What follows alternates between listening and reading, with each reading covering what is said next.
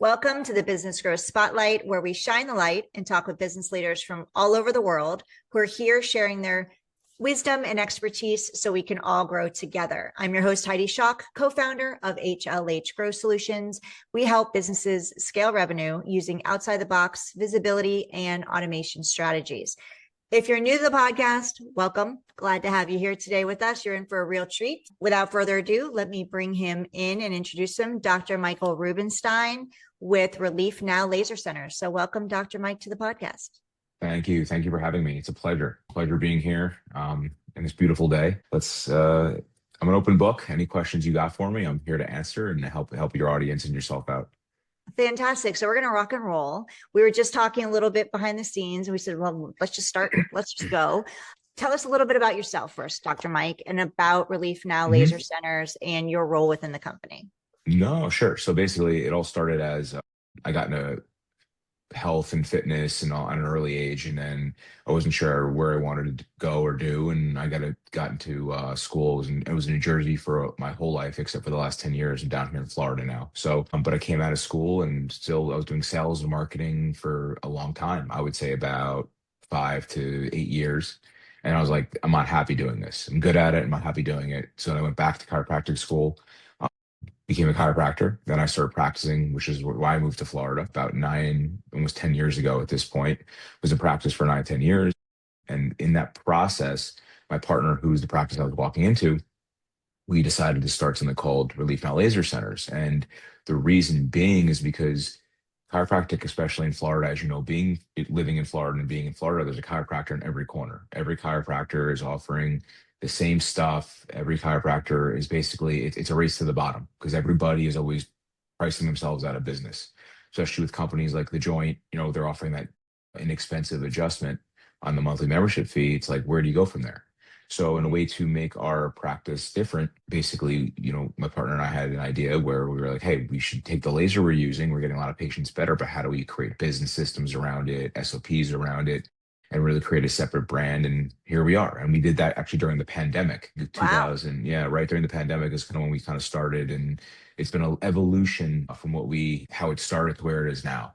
It's kind of interesting looking back to see where everything started and to see sometimes when you look at old stuff, you look at old files in your computer and you're like, wow, that's what that used to look like. So it's cool to see that growth from the beginning.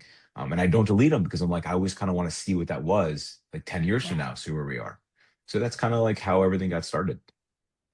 Yeah, there's a lot that you said there. First of all, I have to say, I love that you don't delete them because it's always good to look back. And a lot of people don't, realize that. They're like, oh, let me just clean up and purge. And it's always good to look back. Like, just for example, on my podcast, I love looking back to old footage and going, oh my gosh, did I really do that? Like just looking back of how far I said, what? Yeah. Yeah, I love that you keep everything, that you're keeping it and looking back. It's plus it's reassuring and it's exciting to see how far you've come. So tell us, well, first of all, let's talk about the pandemic time period. I'm sure you had some challenges because if you're in the laser space, you would think that you need to see people in person, and that must have been a big challenge. So how did you all navigate that? It was interesting. So at that point, I was only like 4 years out, and I was in a practice that I was, working in, and the main treating doctor. And so my partner and I basically were just still seeing patients. So I was in there, we were seeing probably 50, 60 originally a day, and then it went down to like 15. But it's like we were still there. We had, you furlough a lot of the staff. We were doing a lot of everything else. And, you just navigated through it. And then that's kind of, we had extra time at that point too, when we were in practice together, just kind of like working the nuts and bolts out of the laser business, which was super interesting to see that kind of happen and look back and, if the pandemic didn't happen, would we have had the time? Right. Because we were busy. Right. So the pandemic was, I think, easy for us in a way where it was just like, I still went to the office every day. Numbers went down a little bit, things were a little different, but for me, it was the same thing. I mean, I was still out working, seeing patients one-on-one. So it wasn't really a big change for me, if you will. Yeah. So laser technology has evolved a lot in the past. So what have you seen as far as what have been the biggest evolutions or impact on outcomes and capabilities? Well, lasers have been around for a long period of time. Different variations of the laser, right? Different classes. There's class three, 3A, 3B, class four, and it's just they've changed in terms of how they're being implemented. So most people think of laser therapy now, and they think of like eye surgery or laser hair removal. But especially in the chiropractor space, because we're always have to reinvent ourselves and do different things to get the population over to us. And the lasers actually started in veterinary, right? So like they were using on racehorses and dogs and cats to help them healing. That's kind of where everything started in veterinary. But now it's being applied to musculoskeletal injuries through in a chiropractic office, podiatry office, but it's not at the tipping point yet to where people are asking for it, right? It's getting there because now with the red light therapy, which is not laser, but red light therapy is getting huge, right? Everyone wants a red light therapy pad or go to the clinic that's got red light therapy. But again, it works off through the same process.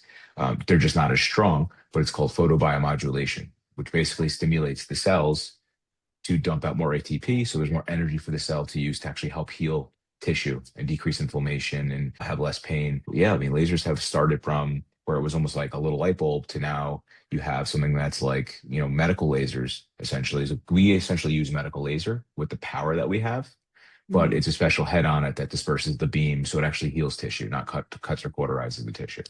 But yeah, lasers have changed. They're always going to change. And now with robotics, and it's pretty amazing. Yeah. So you mentioned when we first started talking that you set out to how can we differentiate ourselves, right? Chiropractic Mhm. space is highly competitive. Basically, it's just everybody's just pricing down. You obviously didn't want to do that. And you found a gap or a way to differentiate yourself. Were there challenges in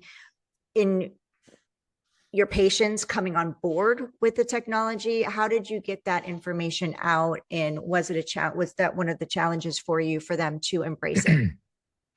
So my partner has been practicing for probably over 30 years now.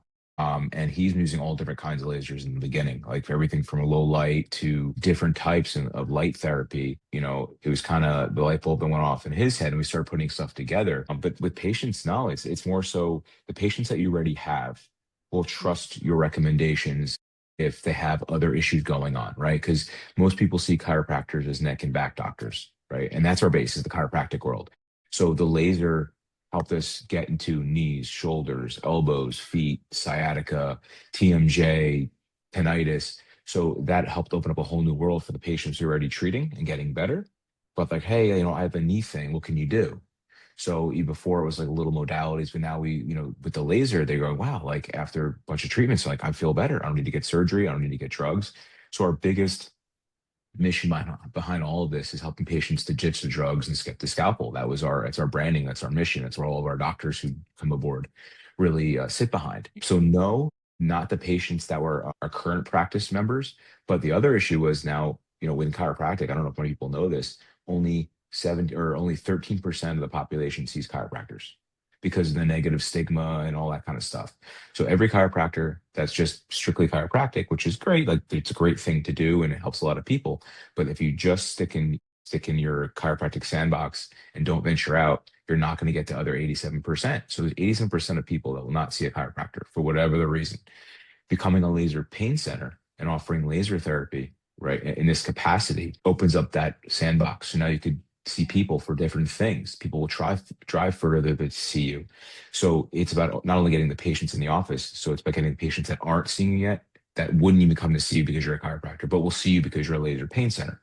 So to answer your question, to come back to that fully, is that being with laser therapy, if explained the right way and educated the population the right way, will actually bring you more patients than just chiropractic alone. So it's actually easier to get patients in. Yeah, I mean, what you do, it sounds amazing. And there are more and more people now that are like open to and understand the laser treatment and the benefits of it. So thank you for sharing that. Cause I was curious of when you started years ago, it wasn't as well known. And people now are looking for alternatives. They're not just jumping into, 100%. yeah, people aren't, especially in Florida, people aren't just jumping into surgery. Cause I'm in Florida with you. We talked about this. But Mhm. we're not just jumping into surgery. We're like, okay, well, wait a minute. What alternatives are out there first before I just go under the knife and under the scalpel? Yeah. Yeah, people are pushing back against the old medical paradigm. They don't want to be cut open. They don't want to be on drugs. They don't want to get injections. They're tired of it because, it's like a 50-50% chance sometimes, right? Or if you Yeah. get cut open, is it going to work? Well, maybe. right? So this, at least it's non-invasive, right? It's the mindset needs to be non-invasive first because there's always time for drugs and surgery for a lot of what people get drugs and surgery for initially. Yeah, not to mention supporting on the downtime. When we're having Yeah, surgery, downtime is greater and we're busy people. exactly. We got stuff to do. We got jobs. We got families. We want to Yeah. do our lifestyle. Yeah. Mhm. So, who is your ICP, your ideal client or patient? Who are the people that you are able to support and help? So, the people listening can go, okay, I'm their people. Let me go check them out. Well, with what we do, there's two sides. You have the patient side, and you have the doctor side. So the doctors would be the chiropractors or the podiatrists or the people that are looking for an alternative solution to help their patients, a non-invasive approach. Because again, what we talked about, people are seeking that out, right? Mhm. So they're seeking this out, and why not have that solution for them within your practice you already have? So you're adding another bolt-on. Essentially, we're like a franchise, but we actually call it the unfranchise model. So you actually bolt on what we do to our SOPs and our business model to your practice to not only help more people, but actually help you generate another revenue source. And then from a patient side, pretty much, send us everybody, send us people that all musculoskeletal from shoulders, knees, elbows, feet. If they told you need injections, they told you need surgery, come see one of our doctors first because there may be another solution. It's not just laser though, right? So our centers, they offer medical laser therapy. They offer laser disc decompression, which is a federally trademarked name that we have. We have neuropathy protocols. We do laser wave, which is laser and shockwave together. So it's not just laser anymore. That's how it started, right? And that's our base. But we have all these other modalities and things that we can put together to help the patient and all around. In fact, we even have our first different model launching soon. So our model right now is the bolt-on model where it bolts on any practice, right? But now we have actually a freestanding loan that's happening in Orlando. It's going to be the Relief Now Disc Joint Nerve Center. So chiropractic is not even involved really in this. It's more so all those things we put together in the full business model. Amazing. So, you have like two or three arms of the business. It's not just serving Mhm. patients, that's one arm. Well, so us personally here on the Relief Now Laser Centers, I want to call it corporate, if you will. We mainly handle stuff with our doctors, right? So the doctors being that the doctors that join the group, they're the ones that handle the patients. But I wanted to give your listeners from if they're doctors, how they can be helped, or if they're patients, what they can look for from our laser centers. So I personally don't even practice anymore right now because it's getting so crazy and busy. I want to focus on helping the doctors, which in turn will actually help more of the population. Fantastic. No, I think that's great how you've grown and evolved over the years. So let's talk a little bit about marketing then, since you've seen this evolution yourself, and I'm sure you've had to like switch gears and how you market because you were marketing two different audiences at one time. Now you're focused on the doctors themselves. How are you getting out there? How are you, besides podcasts? Because you're here. Sure. Fantastic. But how are you getting out there as far as getting the word out that you have this product and service available to support these chiropractors and these doctors? And then what's worked for you? And then Dr. Mike, on the flip side, what are some things maybe that you've tried, if there are any, that just didn't work, didn't get you the ROI that you had hoped? So my partner and I, a partner being practiced for as long as he has, and me being practiced for, as long as I have, he's a senior to that.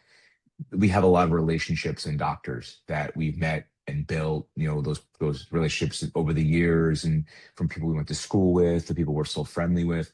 And a lot of our growth in the beginning, I mean, I would say 80% of our growth still today is from referrals from people we know, right? And then those doctors referring people over. So, if you're a business owner and you need to grow B2B or even B2C, don't forget to ask for the referrals. Ask from the patient, or not patients, but ask from the current members of your organization or the current people that are actually paying for your services or you're helping. Ask them for who else can you help like them, right? So that was one. Publications, getting into the magazines, right? People still look at the magazines, and they're at the point where they're, I think, inexpensive enough where you could run daily camp or not the monthly campaigns to make it actually work. So there's that, there's email marketing, there's text message marketing. You just got to get out there also in the public. Go to the events, right? Put yourself out there, try to get speaking events. We actually put on events, invite doctors to them. So there's a lot of vehicles that you can use. Now to answer your question, what hasn't really worked for us yet? I would have to say Meta. Meta, from a paid ad perspective, has been a hard nut to crack, whether it was our messaging or we're not really sure, but it definitely works, but we haven't figured out how to work it yet with our because our thing is so different. right? So everyone that is on there, they're looking at as a marketing company or a lead generation company, or, and sometimes we get pulled into that when we're not that. So, we're figuring that out right now. That's actually our strategy for our call this week with my team. We're trying to figure out how we can attack the metagame and have that constant flow of leads and constant people understanding who we are. And the last thing I would say that has worked is just having an SEO driven website that also has the AI components, right? So you're discoverable by AI. And your Google business listing, that's important too, right? All those things, together definitely can make you unstoppable in terms of leads. Yeah, all of that. And are those the things that haven't, as far as like the Google listing? I know for a lot of people, especially in your space, the Google reviews matter. So is that an area that you are still working on growing, or have you dialed that in? So from a doctor to patient perspective, you have to have a Google listing. It's so important to ask those reviews, get those patient testimonials. But for what we do, it's hard to have a Google listing because we don't have a physical location, right? We have an office, but it's not like a physical location where people are coming to see us, where it's like a consumer base. Although we have to figure that out with my PR team of how we're going to have a Google listing and get that rolling to help us be more discoverable on Google and AI, because I know all that helps. So we're working on that too. It's another challenge for us. So let's talk a little bit about AI. So Sure. artificial intelligence is beginning to influence diagnostics and treatment planning, and all of the basically all the industries out there. How do you see AI intersecting with your laser-based procedures or your type of business in the future? So I could see it happening from the units, so from the laser actual machines with robotics and AI of treatment areas, less staff members on that part. Also from like a diagnostic standpoint too. Maybe if there's a way to do it with like ultrasound to find inflammation, excuse me, on an AI standpoint, possibly. But again, that is so far and few between right now. I'm sure there's a lot of systems coming out, but I really think it's going to come from the back end, right? From the CRMs to the automating tasks in your office and even on a corporate level of things that you don't want to do.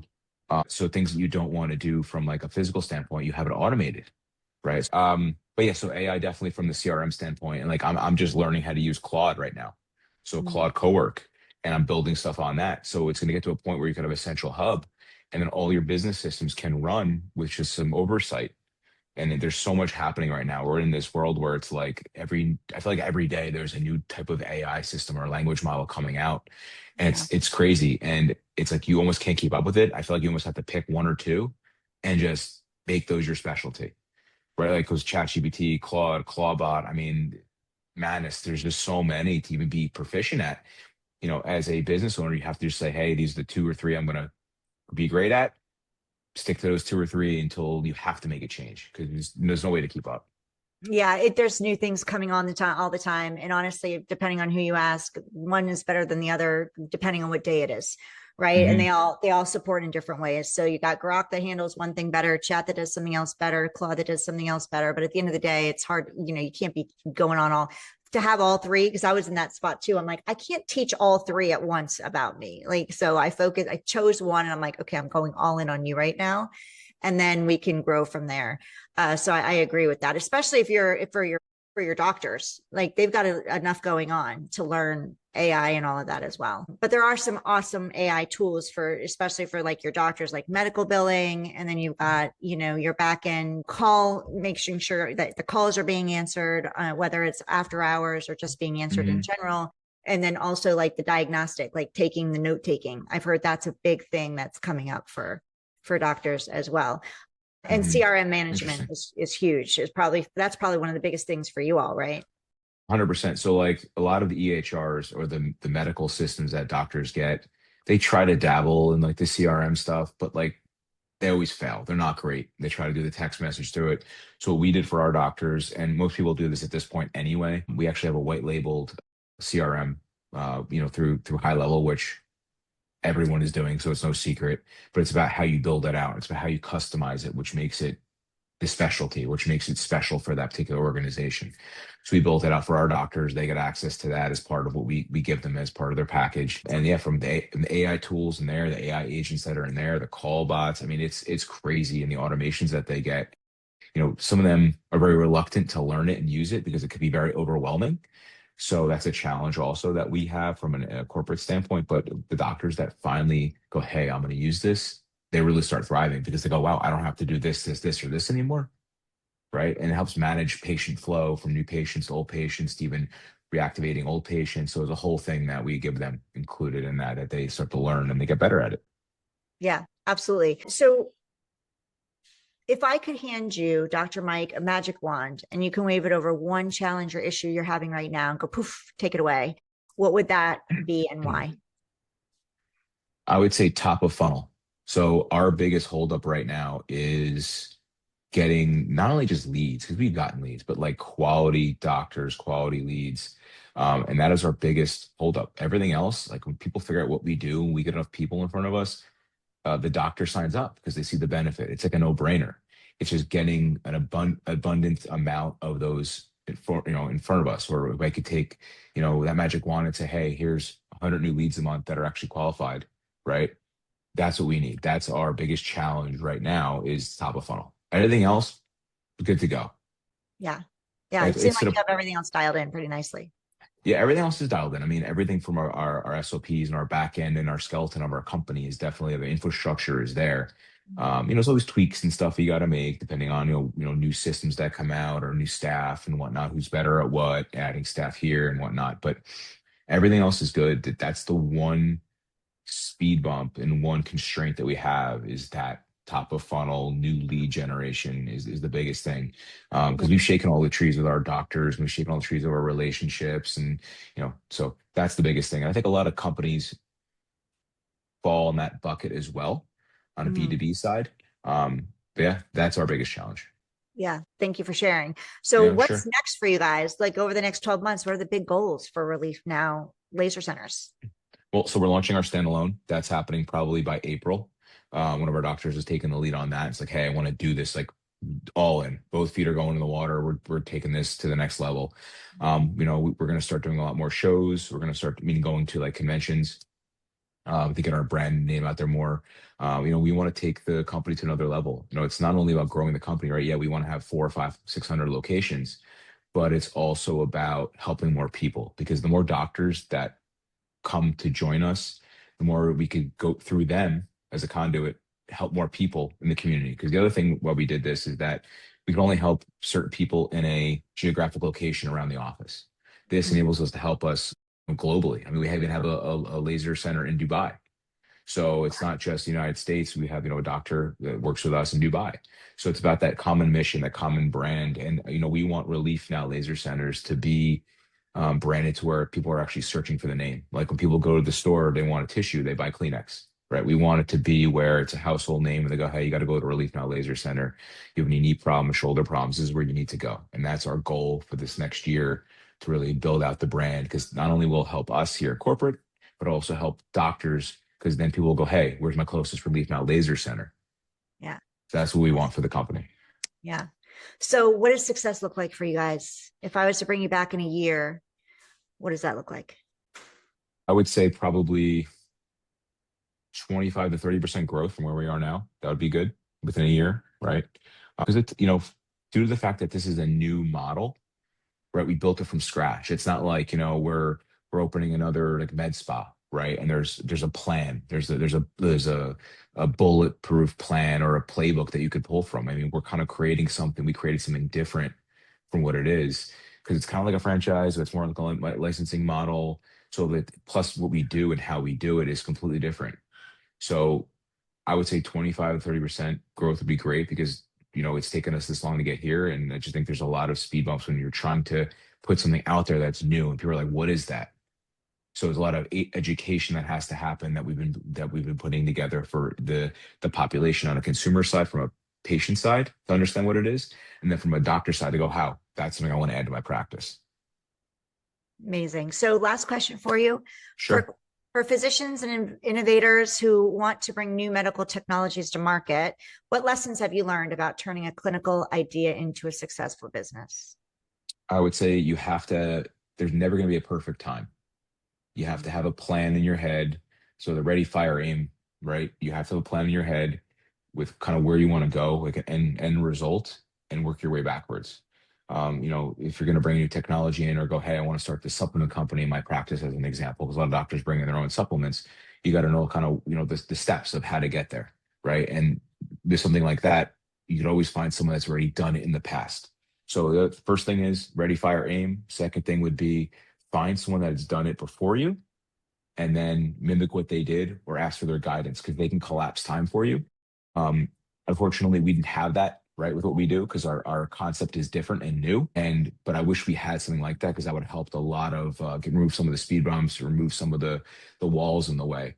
But that's the two biggest things that I would say to do if you're trying to be different in your practice or add something new or start a business as a physician. Those would be my top two things. Yeah, that's amazing. A perfect place to end here so we can get share with how people can connect with you. But you shared two important pieces there. One, success leaves clues. And now you're leaving the clues because you basically started this, you and your partner started this space. You didn't really have anybody to emulate. So now you're leaving the clues and you can be the support for others, which is fantastic. And you said, don't wait. There's never the right time. You started during the pandemic. That definitely would probably deter a lot of people from getting started in its own right. And you got started. So thank you so much for all of this. My pleasure. My pleasure. Thank you. Yeah, thank you. So can you share with people how they can connect with you, learn more about Relief Now Laser Centers, and, reach out to you? So for the patients that want to learn more, go to reliefnowlaser.com. That's our national directory. So if you have any of those issues, knees, shoulders, elbows, back pain, what have you, go to reliefnowlaser.com and then you could find a doctor near you. For the doctor who wants to learn more about what we do, go to the lasermasters.com. That will give you more of the B2B stuff. Our social media for B2B is Relief Now Laser Centers. So that can be found on Instagram and Facebook. And if you want to reach out to me personally, my Instagram handle is where I'm mostly active on is doc, D-O-C, Rube, R-U-B-E 24. That's where you can find me as my personal Instagram. So any questions or your doctor or patient, that want to know about laser therapy or any of the therapies we talked about, I'd love to help. That's where you could find us. Amazing. So if you're watching us on YouTube right now, hi, Dr. Mike and I say thank you for joining us. Thank you. Thank you. Thank you. And if you know of anybody that would benefit from our conversation, from hearing from Dr. Mike, whether a patient needs support and this laser therapy could support them, or a doctor who could add this to their practice, please share this with them. This is how we support Dr. Mike and his time that he's given us today, as well as those who are listening that may not hear us right now. So thank you for supporting us and helping us get the message out. If you're listening to us on your favorite podcast platform, thank you. If you feel so inclined, we'd love a review, preferably 5 stars. That helps the platform actually push out this podcast interview and Dr. Mike and everything he shared out to more people. So we'd be super grateful. Dr. Mike, before I let you go, make sure you reach out to him, connect with him on Instagram, go check out the website. It's Relief Now. Is it reliefnowlasercenters.com? Reliefnowlaser.com and the lasermasters.com. Great. The lasermasters.com and reliefnowlasers.com. Go check them out. We'll have all of Dr. Mike's contact information inside the show notes too. So we've got you covered there. Before I let you go, is there anything else you'd like to share or say that I didn't ask you or we didn't get to touch on today? So from a entrepreneurial business standpoint, if you have an idea and something that you really want to launch, don't let anyone step in your way. Just try it, see what happens. Go with your gut on stuff like this because you never know what that one yes and one decision that you do will take you. It may take you out of that job you hate. So definitely go with your gut on an idea or a vision that you have and definitely see it all the way through because you got one life to live and why waste it doing something you hate? Yeah. Perfect. We're gonna wrap it up right there and just end on that perfection there. So thank you so much for being here, Dr. Mike. I appreciate your time. And I'm excited that you're in Florida. You're not far, so this is exciting. I don't No, not at all. Floridian, so this was really, really cool and special for me. So thank you so much. Thank you all for listening to us today on the podcast. And reach out to Dr. Mike. He's pretty cool. And I look forward to seeing you all on the next episode of the Business Growth Spotlights.